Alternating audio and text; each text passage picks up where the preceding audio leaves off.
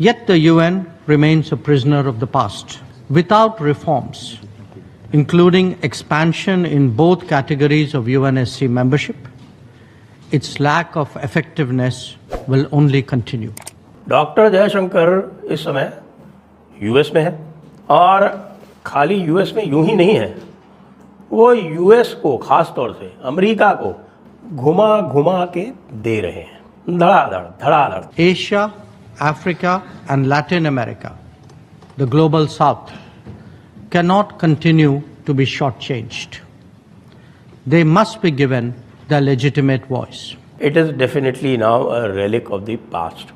भारत कई सालों से कह रहा है कि भाई सुधर जाओ, नहीं तो हमें कुछ अन्य करना पड़ेगा, और वो अन्य जो है वो ब्रिक्स के एक्सपेंशन के साथ में अचीव हो रहा है। बिल्कुल भी कोई स्कोप नहीं है भैया, ये हमारी पॉलिसी है, पॉलिसी है, पॉलिसी है। आपको पसंद है ठीक है, नहीं पसंद भाग जाओ यहां से, हमको कोई फर्क नहीं पड़ता। बाइडन जो वजीर आजम है, वो कहते हैं कि प्राइम मिनिस्टर नरेंद्र मोदी मुझसे मिलने आ रहे हैं, और जो उनके साबिक वजीर आजम है, क्या नाम है, ट्रंप कहते हैं जी कि मोदी साहब मुझसे मिलने आ रहे हैं। सुपर पावर के जो दो सदर हैं वो आपस में लड़ रहे हैं कि मोदी मुझसे मिलने आया, वो कहते हैं मोदी मुझसे मिलने आया। बाजवा साहब और फैज हमीद ये सारे के सारे इन्वॉल्व हुए इंडियन स्टेट के साथ। फैज हमीद जाकर के मिडिल ईस्ट के एक मुल्क में एक होटल में जाकर के मिले इंडियन डीप स्टेट के साथ, वहां पे इस बात पे एग्रीमेंट हुई, ठीक है, कि कश्मीर को हम गिव अप कर रहे हैं, ठीक है, हम वहां पे कोई काम नहीं करेंगे। सब अगर सर के बल खड़े होकर यूनाइटेड नेशंस जनरल असेंबली में कश्मीर की धुन पे गाना बनाएंगे और उस पे नाचेंगे और दुनिया के सामने ब्रॉडकास्ट होगा, फिर क्या उखाड़ लोगे, ये समझाओ जरा।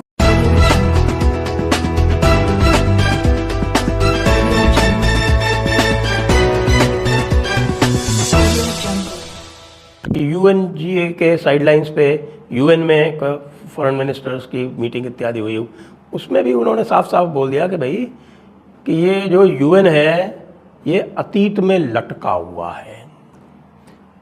एग्जैक्टली उन्होंने ये कहा कि UN is a prisoner of the past. क्यों prisoner of the past? UN जो था वो कुल मिला के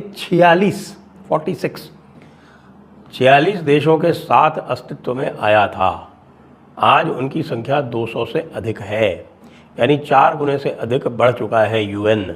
लेकिन उसके तौर तरीके वही हैं, उसके जो इंस्टीट्यूशंस हैं वो वही हैं, वही वर्ल्ड बैंक है और वही आईएमएफ है और वही यूनाइटेड नेशन सिक्योरिटी काउंसिल है और वही आपके यूएन ह्यूमन राइट्स भी है और यूएन के तरह तरह के जिनीवा में और अन्य स्थानों पर, वियना में उनके दुनिया भर के ऑफिसेस हैं।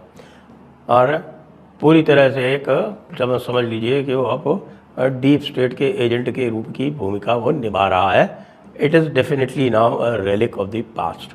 भारत कई सालों से कह रहा है कि भाई सुधर जाओ, नहीं तो हमें कुछ अन्य करना पड़ेगा, और वो अन्य जो है वो ब्रिक्स के एक्सपेंशन के साथ में अचीव हो रहा है।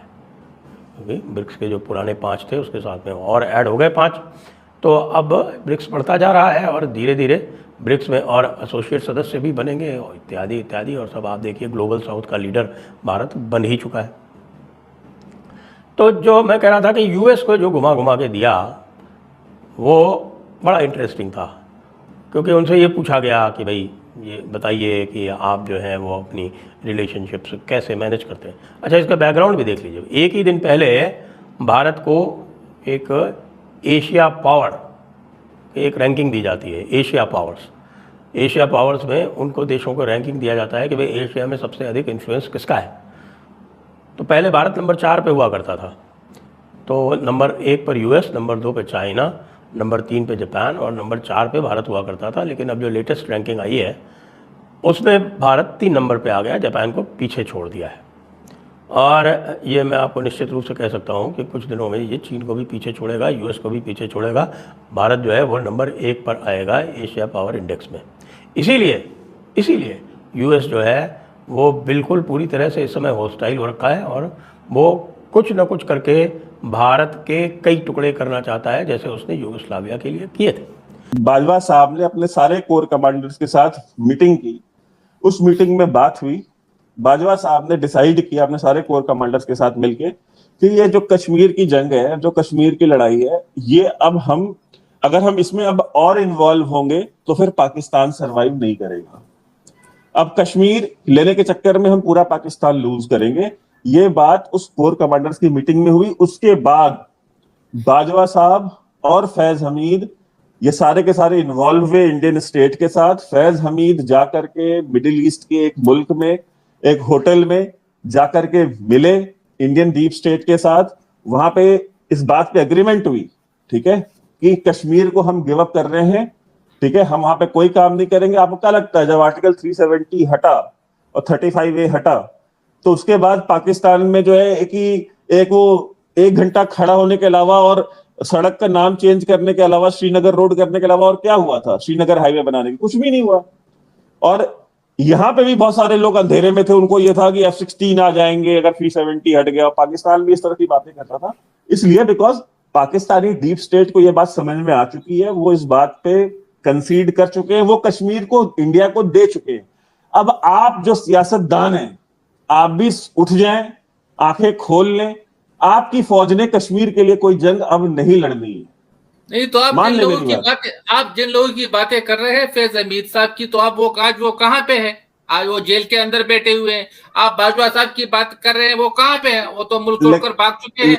लेकिन जो अब आर्मी चीफ है वो उस कोर कमांडर की मीटिंग में बैठे थे और उन्होंने भी इस बात पे हामी भरी थी। नहीं देखिए, इस तरह तो अगर हमारी पार्टी की मीटिंग होती है और हमारे कायद बैठे होंगे तो वो जो कहेंगे हम उनके हाँ में लाएंगे, वो एक अलग बात है। लेकिन जब मुझे चार्ज मिलेगा, जब मैं उस सीट पे बैठूंगा तो मेरी पॉलिसी अलग होगी। तो आप नवाज शरीफ साहब की बात से आप पलटी मार लेंगे तुरंत। नहीं, मैं नवाज शरीफ साहब की पार्टी से बात नहीं कर रहा हूँ, लेकिन अभी उनकी अपनी पॉलिसी होगी, मेरी अपनी। ये वो तो हमारी तो सियासी पार्टियां हैं, लेकिन जहां तक फौज है, जो दीगर इदारे हैं, तो उनकी जो अपनी पॉलिसियां होती है, तो जो बेटे होते हैं तो सीट पे, तो जब कोई और बैठेगा उसकी अपनी पॉलिसी होगी, जब मैं बैठूंगा तो मेरी अपनी पॉलिसी होगी।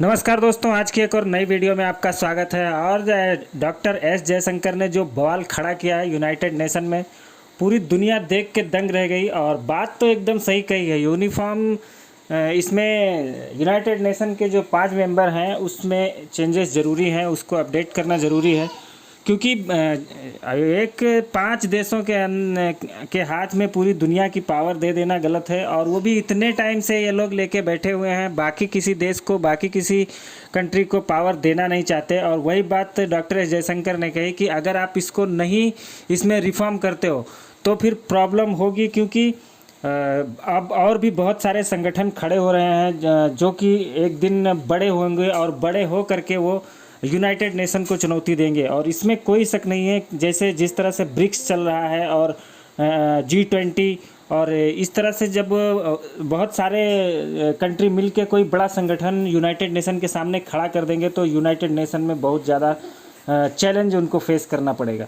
तो US और चीन और रसिया, अब चाहे कोई भी देश हो, अब इसमें रिफॉर्म से कोई रोक नहीं पाएगा, क्योंकि अब माहौल ऐसा बन गया है वहाँ पे कि वीटो पावर उनको देना ही पड़ेगा भारत को।